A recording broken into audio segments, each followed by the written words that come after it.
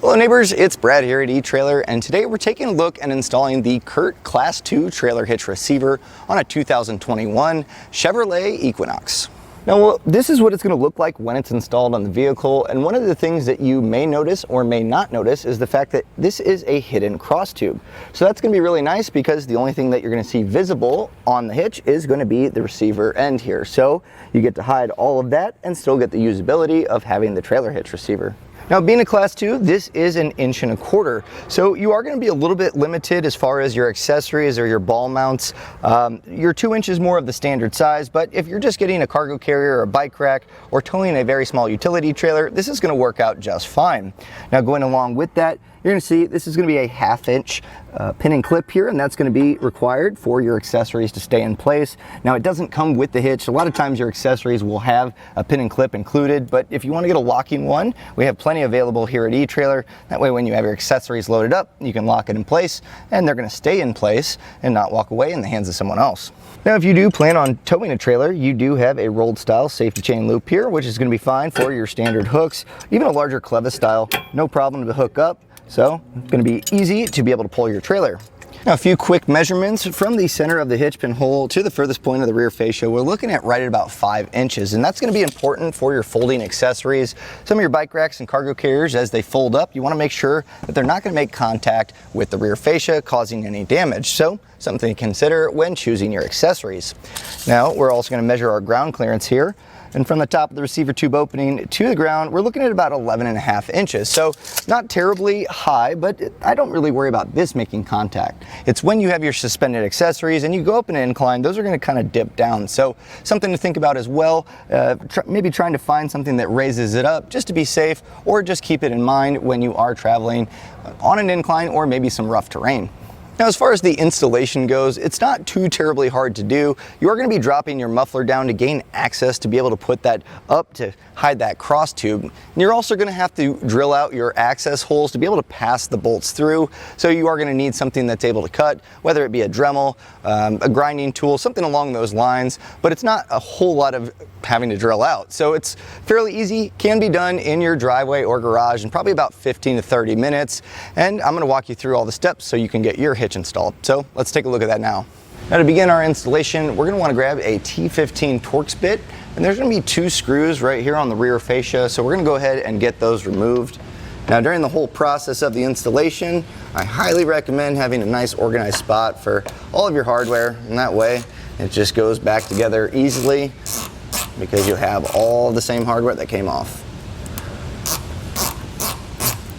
In order for our hitch to go up in place, we're going to need to lower the muffler down and part of the exhaust as it goes up. But before we do that, we're going to want to support it. So if you're doing this in your garage or on your driveway, using a block of wood or something to make sure that the exhaust isn't just free hanging, that's going to benefit it. Just that way downstream it's not bending and causing any damage.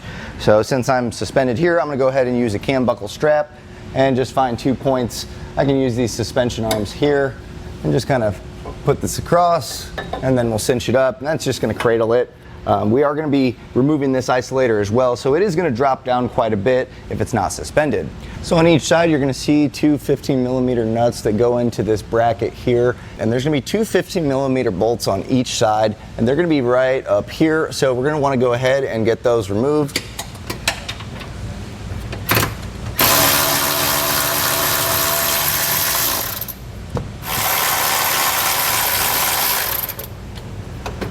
And once those are taken out, this bracket actually kind of slips in. It's got a little tab that's holding it here, so you may need to just kind of slide this out. You can see where it kind of locks in place there. That's important to note for when we put this back up.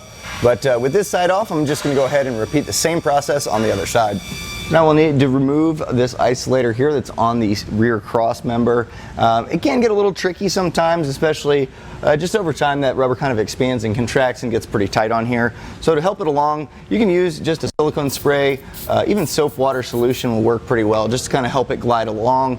Now it doesn't matter if you take it off from the top or the bottom, but we're going to go ahead and use a pry bar here, and we'll just get this isolator pried off.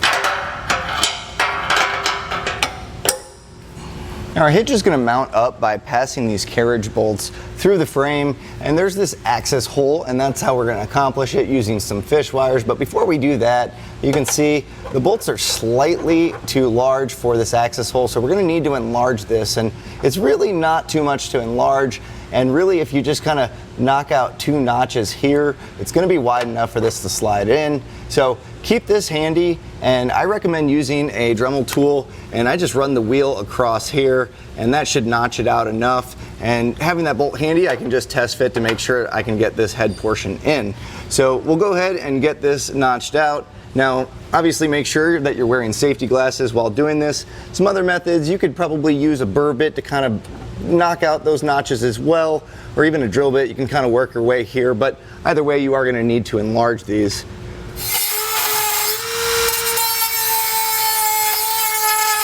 So just running that wheel across the diameter of that makes it able to slot in there. So that's kind of what we're looking for. Now we have this one notched out. I'm going to go ahead and do the same on the other side. And before we put our hardware or our hitch in place, I'm also going to just put a little bit of spray paint here on that raw metal. That way it doesn't corrode long term.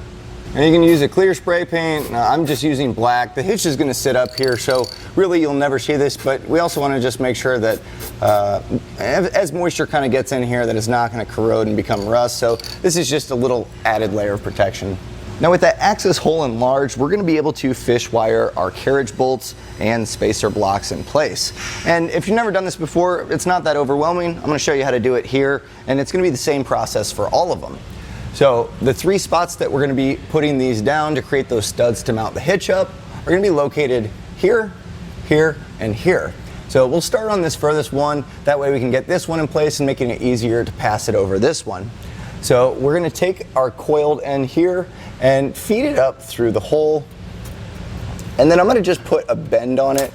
That way it's going to kind of get our cable to start moving towards the access hole. And just kind of push this through. Sometimes it can kind of get caught up, so just kind of give it a shimmy here and there if you need to. And then we're going to reach up into our access hole and try to pull that coil through there.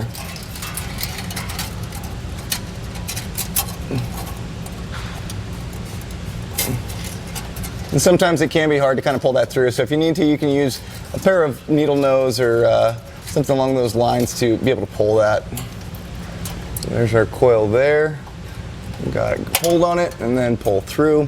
So now at this point, we're going to take our spacer block, and this is what the carriage bolt's going to bolt into, and that way we can thread the nut on there. So we can feed this in first, and you can just push this up and slide that in the frame. It can sit right there as well. And then this portion, you're just going to thread on the carriage bolt. Now, you don't want to pull the wire down too much. You want to make sure that it doesn't pull through. And if you need to, you can put a little bend there to kind of keep that in place. But this isn't too far of a distance, so it shouldn't be too bad.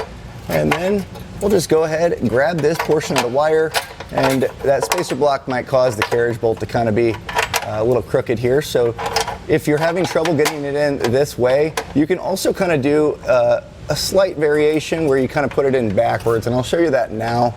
So you can see it's kind of tight here, but if you pass it in like this, as long as it gets in the frame rail, doesn't really matter.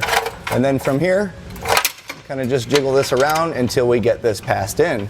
Now you're going to want to keep the fish wires on. It's going to make it a lot easier when you put the hitch in to not push these back up in the frame rail.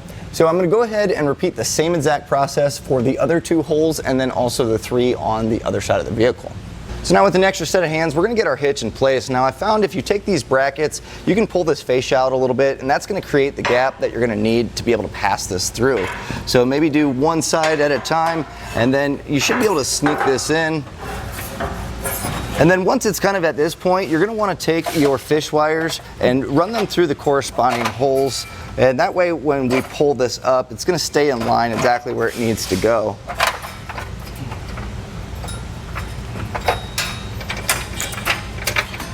You're also going to want to have your nuts handy here, because as we raise this up, if we can just get one started on each side, that's going to support the hitch enough to make it a lot easier to get the rest of our hardware in. So with this held up, I'm going to go ahead and take our pull wire off. You can unscrew it. You can pull this, just be careful, it can kind of snap on your fingers there. And then just hand threading this on, you're gonna wanna be careful not to push this back up in the frame. So you can kind of hold that with a little bit of pressure there and just try to get it started, just a few threads.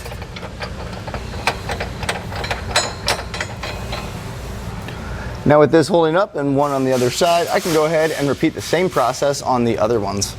So now that we have all of our hardware hand tightened in place, we're gonna go back with a 3/4 inch socket. I'm using an impact to just kind of zip them up. You can use a ratchet as well.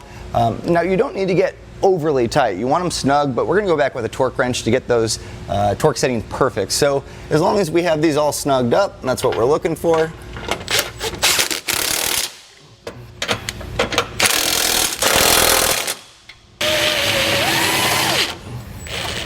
Now if it is spinning around like that, it does need to seat into that spacer block, so you can kind of just pull this down and you should be able to get it to seat up.